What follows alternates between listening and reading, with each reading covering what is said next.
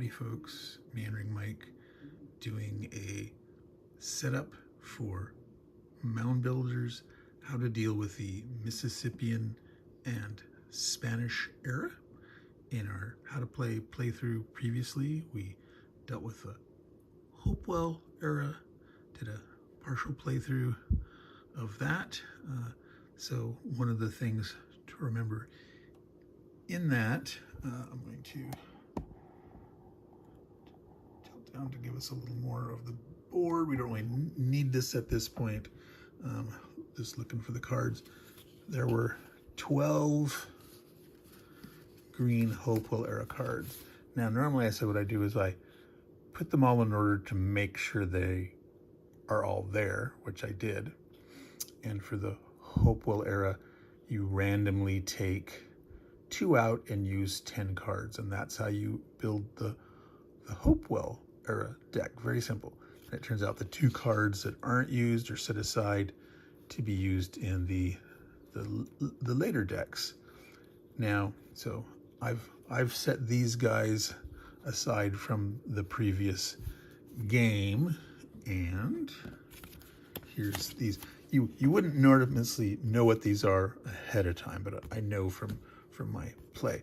Now, real quick, you can set up all the deck at the very beginning. I only set up the Hopewell era to show you how easy it is to get started. You can set up that Mississippian Spanish era deck at the very start, but I waited in this case. So, quickly going to count through the rest of the cards. This is a 50 card deck. All the rest I have in order right now, which of course I'll shuffle up, but I make sure I have them all there. 50, and I showed you these before, but so 27 to 53, 23 difference, add 1, 24 cards there. These are called the generic, that's a silvery gold part of the Mississippian era, Spanish era deck. These are the Mississippian cards, 13 to 24. So that's 12. Again, 11 difference, the 2 endpoints. That's 12 cards. 12 cards, 24 is 36. 2 Spanish cards, 36. 6, 3, 7, 38. And we had 12 cards of the Hopewell. So that adds up. 38 plus 12 is 50 total cards. So I made sure they're all there. Now what you do for the Mississippian slash Spanish era is you have to start backwards. Here you go. So forwards in history and come back a little bit. Now, let me pause for a sec. One of the things I wanted to mention was that each era represents a different amount of time per turn. The Hopewell era is approximately 50 years per turn. The Mississippian era is approximately 25 years per turn. And when the Spanish era hits, it's approximately 5 years per turn. So that's just to get an idea of the historical flow and the rate of change that you're seeing. It doesn't affect gameplay, but that's certainly an issue for your historical understanding and a feel and appreciation of what's going on at what rate and how good things were for so long, and then when things start to go bad, it escalates. Okay, so that's the nature of a States of Siege game, and that's one of the elements that it does well in this one, having the early peaceful expansion phase, and then suddenly things are turning in, and so it gets really bad when the Spanish arrive. All right, so let's talk about the Spanish first. So there's going to be mixed together in these decks these generic silverish gray color cards, the Mississippi. They call it yellow. That looks kind of golden light brown to me. There's going to be the 2 remaining good old Hopewell era cards that weren't used in that first deck of 10. And there's the Spanish cards.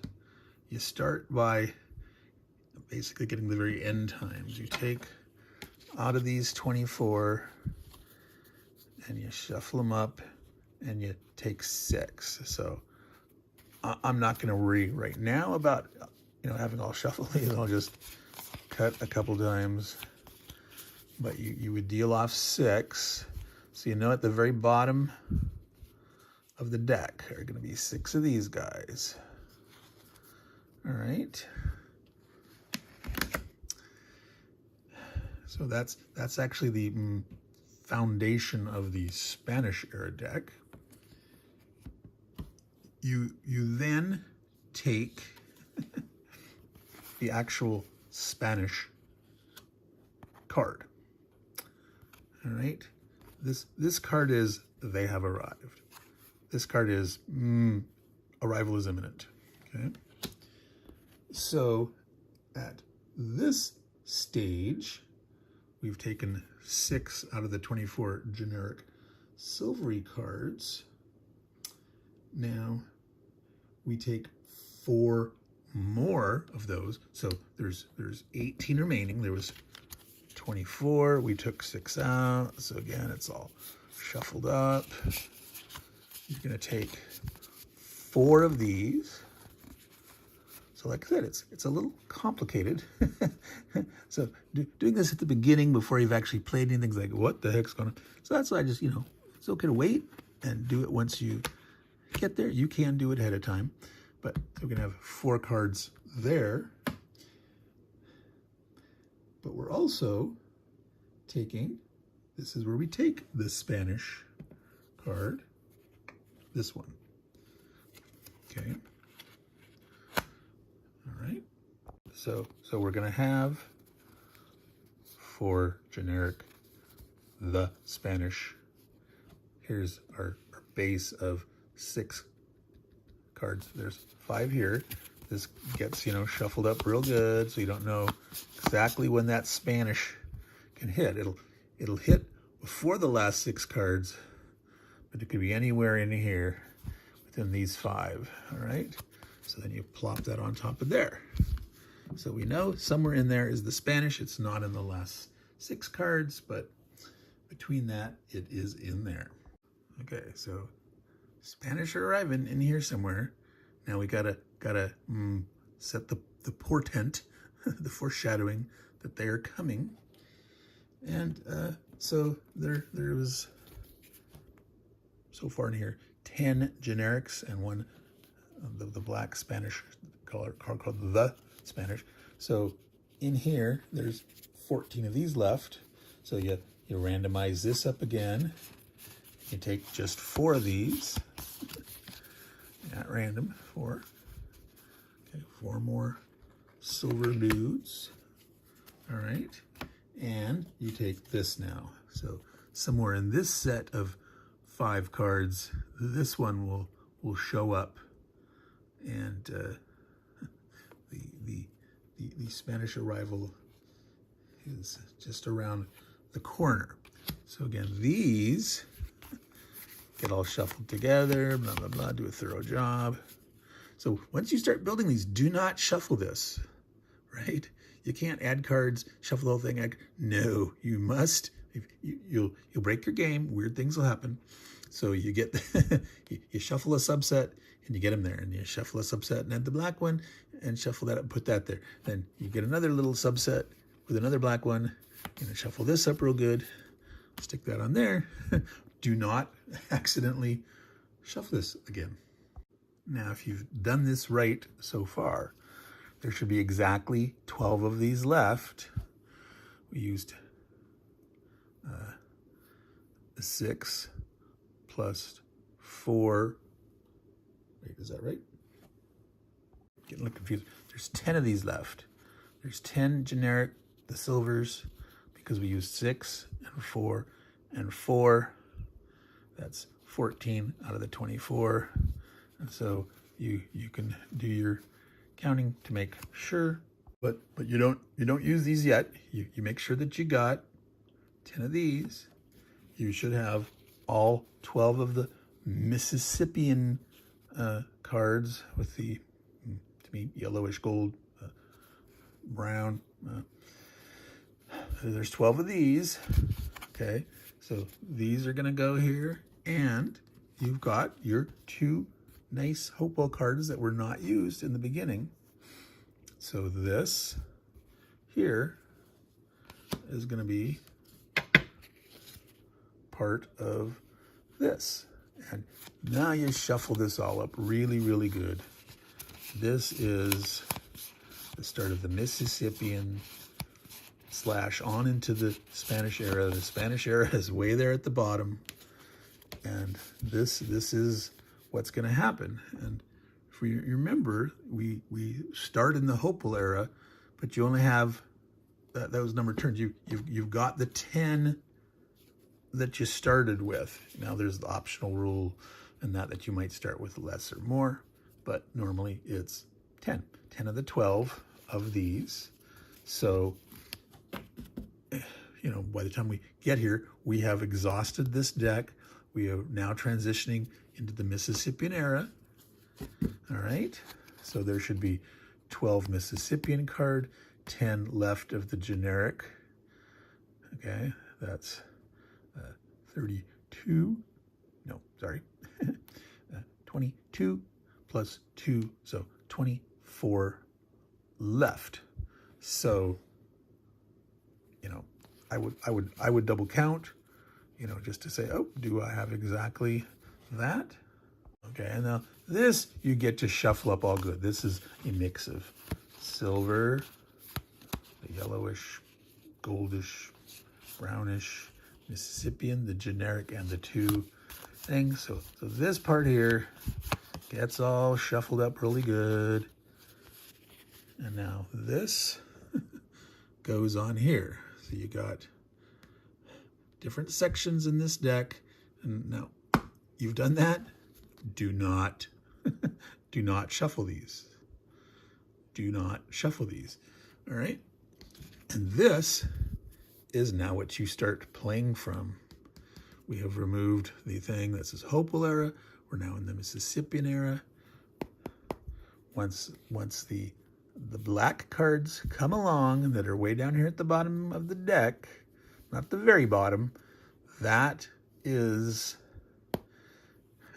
where we'll transition from Mississippian to Spanish. And I mentioned there's a way to determine where do the Spanish actually show up. There's 3 of the different war paths. And now in this Mississippian era and forward, it's very apt to call these war paths now, because the other civilizations along each path that you were, you know, trying to friendly accommodate and assimilate into your growing empire, expanding your boundary as determined by the peace pipes, you know, and you went and grew, you know, deciding which tiles that become trade goods, that are used as trade goods, but we weren't doing any trading in that era, but we were building mounds. And so hopefully you've built mounds. You maybe had a chance to fortify your palisade / stockade at Cahokia. But the biggest thing was to expand and get some mounds. And so we're not going to do any playthrough on this one, but this is how. And so I'm going to, again, iterate how important it is when you're building this deck to know what you have where. Make sure you've shuffled in the right things, and you're not reshuffling. You're not accidentally, oops, under, over, you know, because that will really mess you up. You'll have a really weird result if the Spanish show up too early, or, you know, it might be a little too easy if they don't only show up at the very last card or something like that. So you don't, that very bottom deck, you don't have a black card in there, right? There's that bottom buffer of just 6 generic cards. So that is Mound Builders, and I figured that was worth covering that, just because it's one of those issues that if you mess it up, it's gonna ruin your game, basically. And understanding what's in here. I mean, I didn't look carefully at the cards and explain. We didn't do that. We were looking at before the Hoper, but between, the kind of things that are in the Mississippian yellow cards, the generic gray cards, what kind of things show up for your potential battling. Remember, there was the whole decline and ascension of the paths, and now you're gonna have to start worrying about actual trade good levels, because there was 2 different style of cards with action points. One with the white circle, you just get that number of action points, but if it's the black circle, you have to take your effective trade good level, and it ranges from 0 to 9, and if you goofed up early on, you could be really low here. You subtract this, you subtract out the trade goods from the number. You always get a minimum of 1, right? So, or did I say it backwards? You're netting your trade goods versus the number on the card, getting a minimum of 1. Okay, so if it's one of these cards that has the black symbol for action points, that's how you calculate it, and you have minimum 1, but you do that, and then there's some bonus trade possibility where you can get some extra points of trade. So it's important to learn. I probably should cover that in a different video, but your style of play will now be very different as you're going through the Mississippian era. You're no more new expansion. You can drive back the warring tribes. You can build more mounds at places where you're at. In this Mississippian era on forward, there were certain actions that you could only do in the Hopewell era.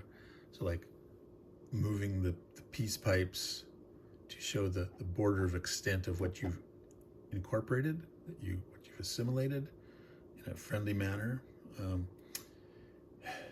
and incorporating new kingdoms. Now in the Mississippian era, you can mound territories that you control that are within your empire. But if you never expanded out to a certain point and discovered chieftains and saw what their the trade reveal, the numbers there, you'll never be able to mound those, because you'll never be able to get to them. They'll not exist in that fashion. You'll potentially have to push back armies, war parties on these paths that you'll fight like a more traditional States of Siege game, but your expansion's done, other than potentially helping yourself fortifying.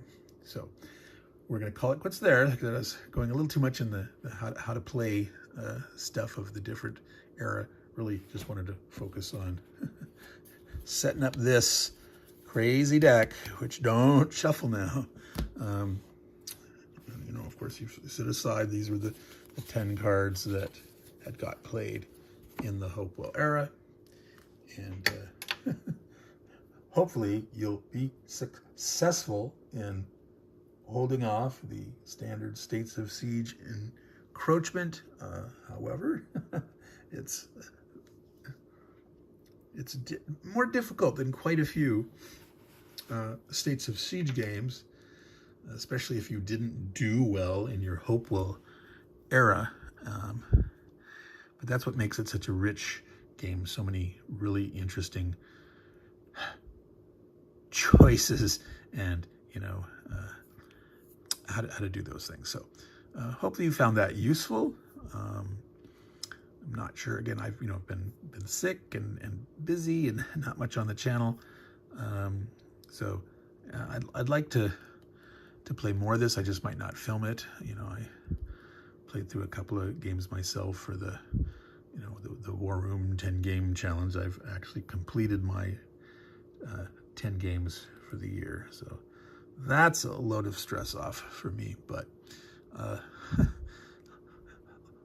lots of stuff I want to do in terms of the shooting schedule, and that's so far behind.